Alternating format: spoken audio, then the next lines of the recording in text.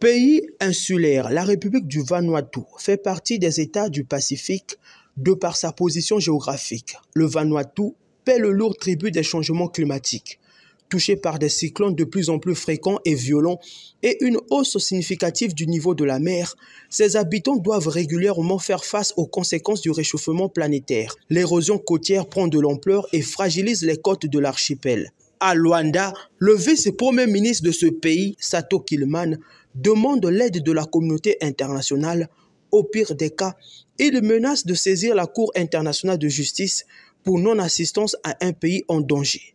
Avec le Premier ministre chef du gouvernement Anatole Koliné Makosso, Sato Kilman a bel et bien évoqué le sujet. At the privilege of meeting the Prime Minister of Congo. J'ai eu le privilège de rencontrer le Premier ministre du Congo au sujet d'une initiative qui est menée par le Vanuatu pour interroger la Cour internationale de justice sur la question du changement climatique et liée aux questions de droits de l'homme par rapport au changement climatique.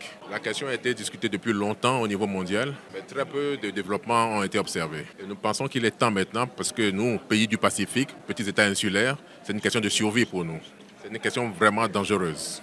Je suis ravi que tous les dirigeants à qui j'ai parlé à cette réunion soutiennent l'idée de l'initiative que nous avons lancée. Et la réunion que je viens d'avoir avec M. le Premier ministre du Congo est une réunion très positive, très fructueuse. M. le Premier ministre a promis que dès qu'il rentre dans son pays, il va travailler avec son gouvernement pour aider le Vanuatu à bien formuler les questions pour pouvoir interroger la Cour internationale de justice sur la question du changement climatique et des droits de l'homme.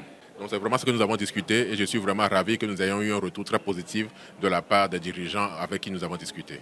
Sato Kilman a émis le vœu de voir le Congo et ses dirigeants au plus haut niveau, le président Denis Sassou Nguesso, plaider la cause de son pays au niveau international.